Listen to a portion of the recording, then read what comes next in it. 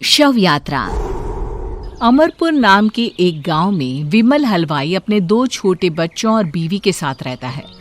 विमल की पत्नी ज्योति भूत प्रेत जादू टोने में बहुत माना करती थी। इसका बिल्कुल विपरीत विमल इन चीजों को दक्यानुसी माना करता था। रोज की तरह विमल अपने मिठाई की दुकान जाने के लिए निकलने की हड़बड़ी में होता है। मैं निकलता हूँ ज्योति, देरी हो जाएगी, दुकान भी खोलनी है मुझे।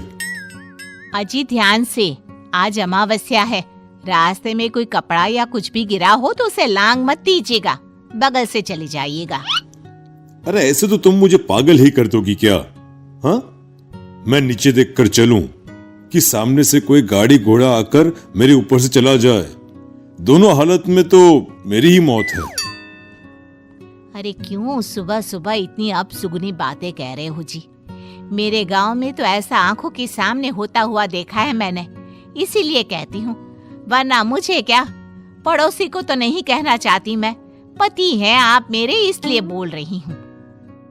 विमल अपनी मिठाई की दुकान चला जाता है। दुकान पर पहले से ही ग्राहकों की लंबी लाइन लगी हुई थी। ये लो, वहाँ ज्योति अमावस्या को लेकर परेशान है और आज तो हमेशा से ज्यादा ही लंबी लाइन लगी पड़ी है। अच्छी खासी बिक्री होगी आज। विमल दुकान खोलता है।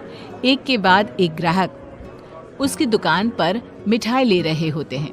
तभी गांव की एक बूढ़ी औरत विमल से कहती है, जिस तेजी से बिक्री हो रही है, कहीं किसी की नजर ना लग जाए, नींबू मिर्ची टांग ले। अरे क्या चाची तुम भी, ये सब नजर बजर कुछ नहीं होता है। कैसे लोग हैं मेरे आसपास। अपनी दुकान से शाम को विमल हंसते कूदते वापस घर आता है। हाँ, आज तो अच्छी खासी बिक्री हुई है। 1 महीने में जितनी बिक्री होती है, एक ही दिन में आज उतने पैसे कमा लिए मैंने। ये तो बहुत अच्छा हुआ जी, आज ही घर की नजर उतारी है मैंने। बिक्री तो अच्छी होनी ही थी। अच्छा, तुम खाना लगा दो, सारा माल बिक चुका है। मुझे शहर जाना होगा, कुछ चीजों की जरूरत पड़ेगी। रात भर मिठाई बनाऊंगा, तब जाकर कल सुबह दुकान खोल पाऊंगा। खाना खाकर विमल शहर जाने के लिए निकल पड़ता है।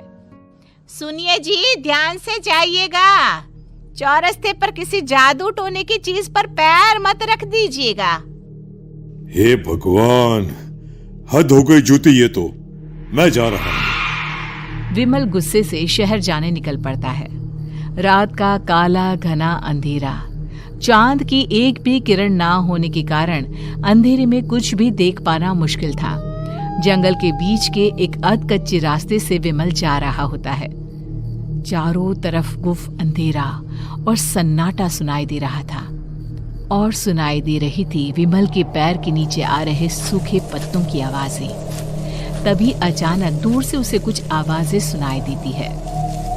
अरे, ये इतनी रात को जंगल के रास्ते कौन जा रहा है? शायद कोई टोली होगी।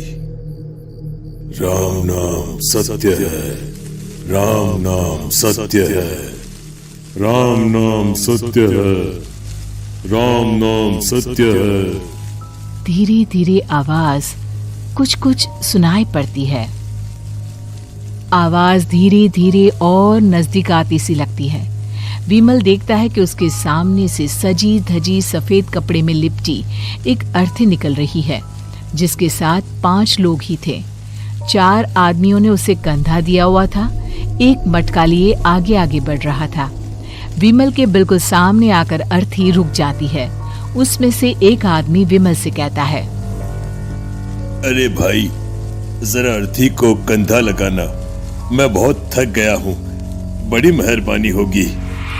हाँ भाई, कंधा तो मैं लगा दूं, पर रात को 12 बजे ये शव यात्रा, इस समय कौन अर्थी ले जाता है? तभी विमल को ऐसा लगता है कि शव में से आवाज आई, हम ये आवाज।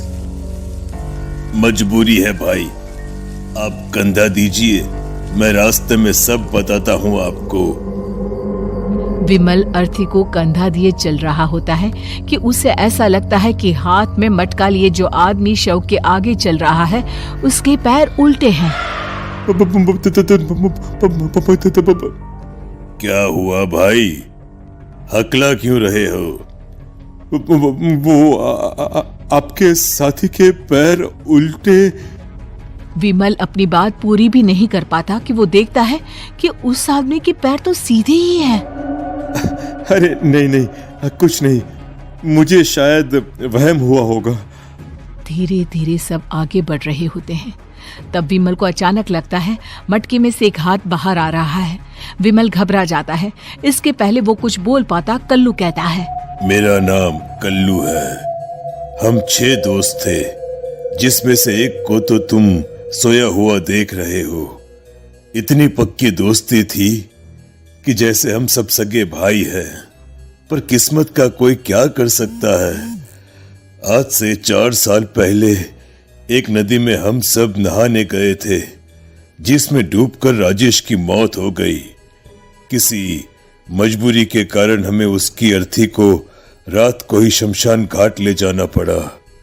हम 5 उसे ले जा रहे थे। 4 साल पहले आप 5 में मैं कुछ समझा नहीं।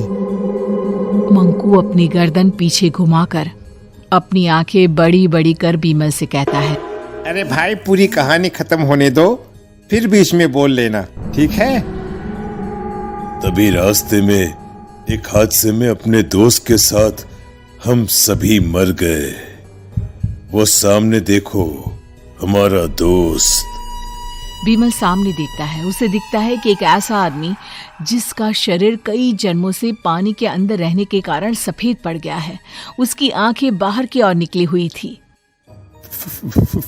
फिर ये अर्थी किसकी है? अर्थी के साथ के लोग अर्थी को नीचे रखते हुए एक साथ विमल की ओर देखते हुए कहते हैं, तुम खुद ही देख लो। विमल शव पर से सफेद कपड़ा हटाता है।